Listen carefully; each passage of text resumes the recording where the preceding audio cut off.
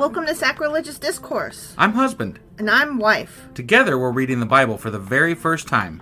We grew up without religion and wanted to know what all the fuss was about. Well, what have we learned so far? That God is a dick, and apparently some people believe in talking donkeys? We're not trying to pass ourselves off as experts. Nope, we're just reading the Bible for the first time and giving our first take reaction. If you'd like to join us in this venture, you might consider starting at episode 1. Otherwise, jump in wherever you like. All right, let's go read the Bible. Yeah, let's get to it. Husband! Wife! Guess what we're doing now? Well, it is Sunday, so that means that we're doing... Sacrilegious Book Club. That's right. And what are we book clubbing today? Well, we are still in this book, A Treasury of Jewish Folklore, edited by Nathan Ozubel. Okay. It's got a longer title, but I didn't You want to sick read of- all yeah, of it. yeah, right. Traditions, stories, Right, legends, whatever, yeah. Right, all that stuff. I mean, if you've been following along, Then you already know. Yeah. And if you haven't been, then you probably don't care. Right. So, but if you do, you can go back and listen to the beginning of the book club. Right. And then you'd find it. Exactly, So, yeah. exactly. Right. It's a big old book, and Right. it ain't hard to find. Sure. And what kind of sections are we going over today? We are on part 4, which is Tales and Legends. Okay. We are going to finish up chapter 1, Biblical Sidelights, and we are going to cover chapter 2, The World to Come. Okay. You Okay. ready to do this? Yes, I am. Let's do it. Okie dokie.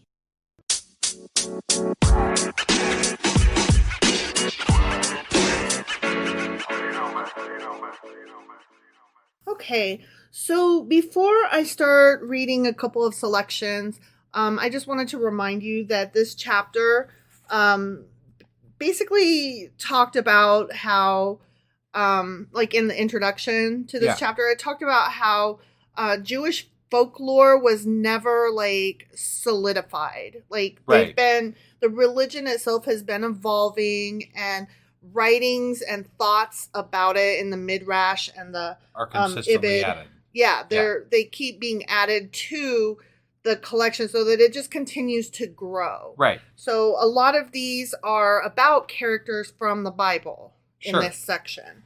So the first one that I wanted to read today is on page 476, and it's called King David Bows Before an Idol. Oh. Right? Oh. Yeah, very interesting. That is, especially That's given what something we've been reading, you know? Yeah. Uh-huh.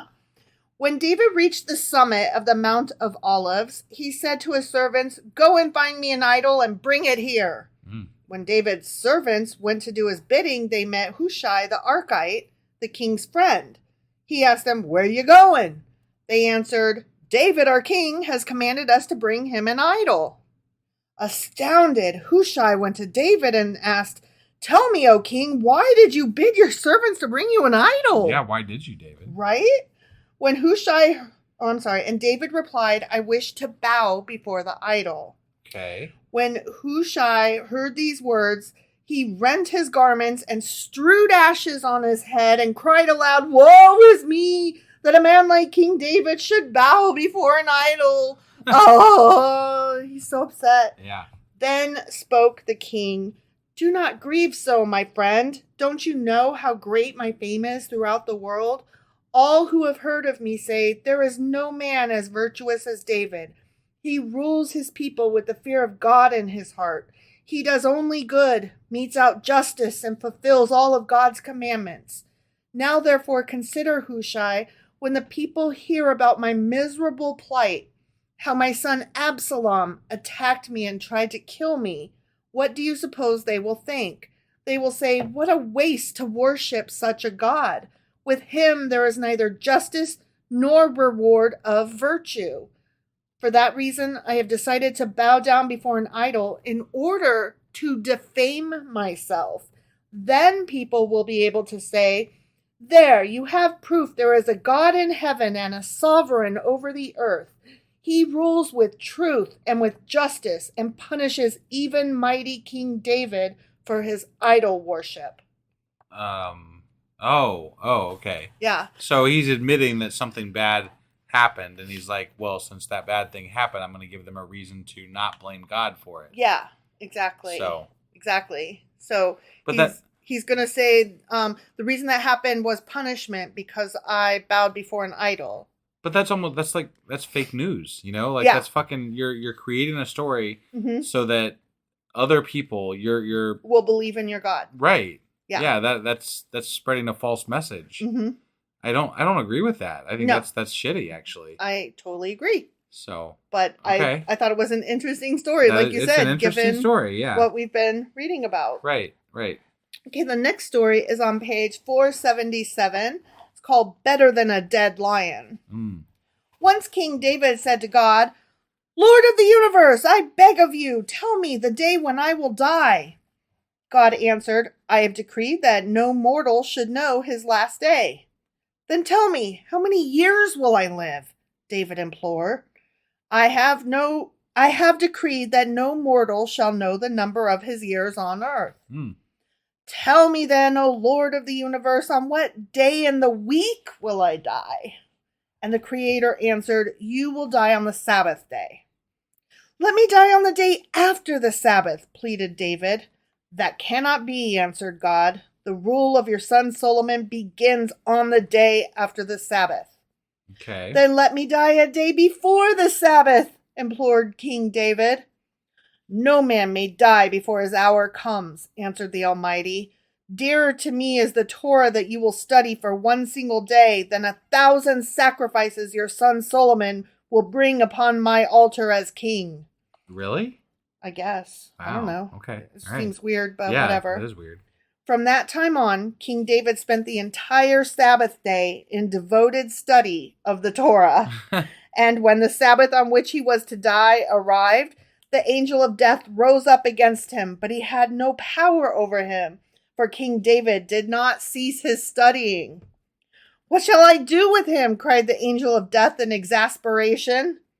Behind the royal palace lay a lovely garden, and so the angel of death entered it and began to shake the trees. Hearing the noise, David went to see who was disturbing the Sabbath peace. And as he walked, he did not cease his devoted study of the Torah. But as he descended the steps, he lost his balance, and for one instant the sacred words became stilled on his lips. Oh. In that very instant, the angel of death smote him. Oh, damn. Thereupon, Solomon inquired of the sages, what shall I do? My father lies dead in the fierce sun. The dogs are hungry. They bark and sharpen their teeth. Because they can't bury him on the Sabbath. Oh, right. They can't work. They got to just leave him there. What you gonna do? That's right. But his bones are about to get scattered by dogs. Right. That's not cool. No. The sages replied, your father was a king in his life. Now that he is dead, he is only a corpse. One may not violate the Sabbath for the sake of a dead man. Oh my God. And when Solomon heard these words, he commented, a live dog is better than a dead lion. Oh, okay. Yeah, I don't know. Yeah. I just... What? I think that's really... okay. That, the Sabbath... I struggle with this. Because, if somebody... In the Jewish tradition, if somebody dies on the Sabbath, you literally just have to let them just sit there until... And rot in the sun. That's crazy. Yeah. What? I don't know. I guess you call in the non-Jewish Are you allowed people. To use your phone on the Sabbath? Yeah. Well, who knows? I have no idea what workarounds they have. Right. I do think it's funny that they've created workarounds, so I'm sure that they have created a workaround for people who die on the Sabbath. Right, yeah, I'm sure. Yeah. Okay, the last one from this chapter is on page 487, and it's called The Origin of the Roman Empire. And next to it, I wrote, what the actual fuck? So we're going to find out what I meant by that. Okay. Yeah. When King Solomon took Pharaoh's daughter for a wife, she brought with her from Egypt 1,000 different musical instruments. She instructed him in the use of them all, saying, in this manner you play to honor this idol. In that manner you play to honor that idol. No word of reproach ever passed Solomon's lips. On that very day, the angel Gabriel struck a rod into the sea, and around the rod formed sand and seaweed. From these arose an island, And on the island was built the Empire of Rome, which robbed the Jews of their land and drove them into exile. Oh, damn. The end. Wait, what? That's the whole story. Who built this island? It was a what? The Angel It was Gabriel. an angel. The Angel Gabriel built Rome. Yeah, in a day. In a day. Yeah, to destroy the Jewish people. Mm-hmm. Because Solomon was allowing his Pharaoh's wife to play instruments to various gods. Oh my god. And idols. What a bunch of shit. Right? Like that's a really weird story. I know. That's why I wrote WTAF. Okay. All right. Yeah. Also, I don't remember they didn't get conquered during Solomon's time, did they? No, but that happened eventually. Yeah. But I mean, kick the can down the road. You know how it go. Yeah. All right, now we're on chapter 2, The World to Come, which begins on page 502. And I'm going to read a few selections from this intro here, okay? Okay. It was but natural, believing in the immortality of the soul, in the reward of virtue, and in the punishment of evil, that the Jews should have directed much thought to the world to come. Heaven or hell, or paradise and Gehenna, were two dual concepts borrowed from the Persians. Okay. There was a wide variation in the popular conceptions of this world to come. It ranged from the most spiritual, the sages are not in paradise, paradise is in the sages, to the following primitive visualization found in one of the minor midrashim. Okay, so I'm not going to read this whole next section because it's describing the 5 different layers of heaven. Okay. Or the Gan Eden, which is the Garden of Eden. And so I'll just read the first part of this, okay? Okay. The Gan Eden at the east measures 800,000 years at 10 miles per day or 3,650 miles per year. And there are 5 chambers for various classes of the righteous. Okay. Okay. The first one is built of cedar. The second is built of cedar with a ceiling of fine silver. The third chamber is built of silver and gold, ornamented with pearls. The fourth chamber is made of olive wood and is inhabited by those blah, blah, blah, blah, blah. And the fifth chamber is built of precious stones, gold and silver, surrounded by myrrh and aloes. And in each of these, it tells you who is in that chamber and who they are learning from at the feet of. Okay. Okay. Yeah. So like Moses and different leaders are in there teaching them the Torah. Interesting. Yeah. Interesting. Okay. Yeah. So, but like I said, I'm not going to read each of those because I just gave you the highlights of them. Okay. Okay. So, as if intending to dispel this literal materialistic visualization of the world to come, which I just described to you, mm-hmm. the illustrious Rabbi Rab wrote in the Talmud, "In paradise there is no eating, no drinking, no cohabitation, no business, no hatred or ambition, but the righteous sit with crowned heads and enjoy the radiance of the Shekinah." Mm. The 11th century philosopher Maimonides was even more emphatic in his impatience with the materialistic rewards expected by the righteous in paradise. So they kind of thought that those explanations of the 5 chambers were like ludicrous. Sure. Like, Jules, really? Right, That's right. materialistic, you dum-dums. Yeah. So he wrote, this is Maimonides, he wrote, "To believe so is to act like a schoolboy who expects nuts and confections as compensations for his studies." I just have to interrupt here for just a second because they're talking about how fantastical these things are and how crazy they are to believe when they believe in God. Which is fantastical in and of itself. itself. Yeah, no, like the hypocrisy here is like it's just they're like only some crazy. That crazy is too crazy, but this crazy is fine. Right. And it's like, okay, I agree with you that crazy is not good, but sure, but you're parsing hairs at this point. Yeah, like, exactly. Celestial pleasures. This is still Maimonides. Celestial pleasures can be neither measured nor comprehended by a mortal being, any more than the blind can distinguish colors or the deaf appreciate music. Rather, he held forth the promise of a Gan Eden, a Garden of Eden, on earth, when the Messiah will come to usher in the millennium and mankind will become worthy of its joys. I see. Yeah. Okay. So that's where we get into that whole, heaven on earth and that kind of thing. Right, right. So, all right. So the first story from this chapter that I'm going to read is on page 506, and it's called What Tipped the Scales. I thought this was kind of a sweet story. Okay. Okay. Mm-hmm. A poor farmer hitched his horse to his wagon and drove to Lemberg to look for work so that he might have money enough to buy matzos and new clothes for his family for the Passover. Night fell, there were no stars out, and he drove right into a ditch. The wagon turned over and he lay underneath it, half smothered by the mud. Hearing his cries, a rich man who chanced to pass by came to his rescue. He ordered his coachman to pull the farmer from underneath the wagon and to free his horse. Then, tying a rope from his coach to the shaft of the wagon, he whipped up his horses and pulled the wagon out of the mud. He then drove the farmer to his home and, seeing the poverty of his family, he gave him a thaler, which is a type of money, like a coin. Got it. The time arrived when God in his wisdom gathered the rich man to his forefathers. When he came up for judgment before the heavenly tribunal, the angelic prosecutor indicted him for his many sins. It began to look very bad for him, for the scales of justice were tipping dangerously toward Gehenna. Suddenly, the angel of mercy entered and demanded of the eternal judge that the man's good deeds be weighed against his sins. Which, that only seems fair and right. Yeah.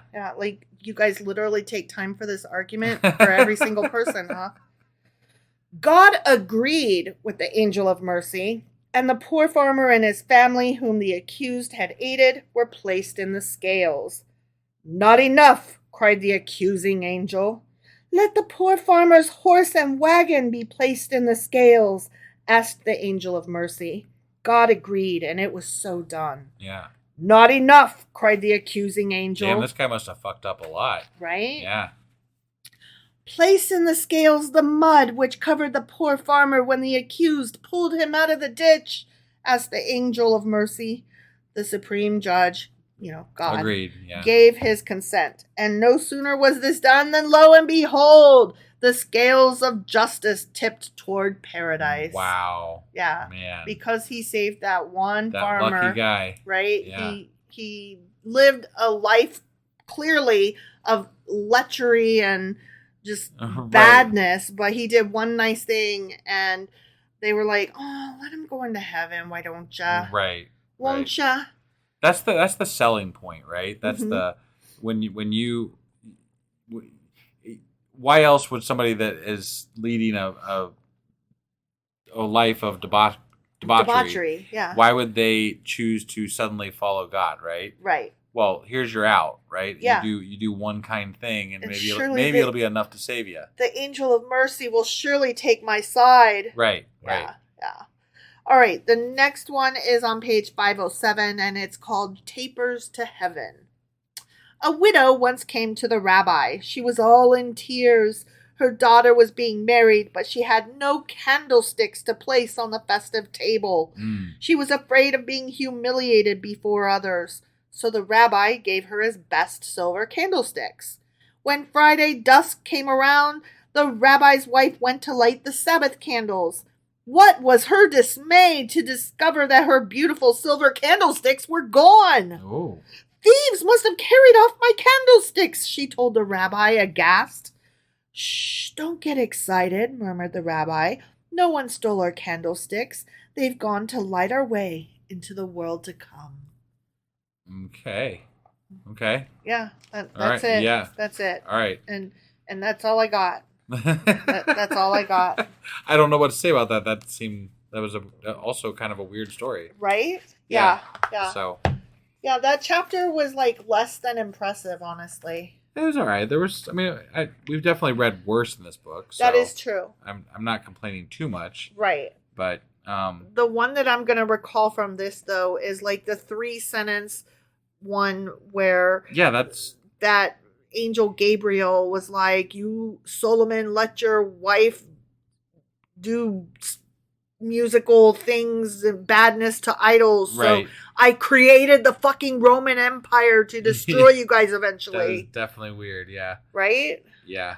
I think mine was going to be the David one and the idol worship. Yeah. Because it just, it stinks of, just how corrupt, politics and religion are. Yeah. Because you're leading the people astray. You're lying to them. You're fucking lying to them. And that right there, according to your own fucking religion, should be a sin. Yeah. Like, what are you doing? Like, what is this shit? Yeah. That's a bunch of crap. Yeah. So, whatever. That one made you mad. Whereas it made me mad, yeah. Whereas the one that I'm remembering just made me laugh because, like, what the fuck? Yeah, right. So anyway, that was our book club for today. Sure as fuck was. I will be getting out our weekly wrap up here before we get the weekly wrap up tonight, we're going to be doing a Patreon. Right, a Patreon episode. And then I will get out the weekly wrap up. So that'll all be done before tomorrow at some point today. Uh-huh. And then on Monday, we'll be back with Jeremiah chapter 11. All right. We'll see you guys then. Bye.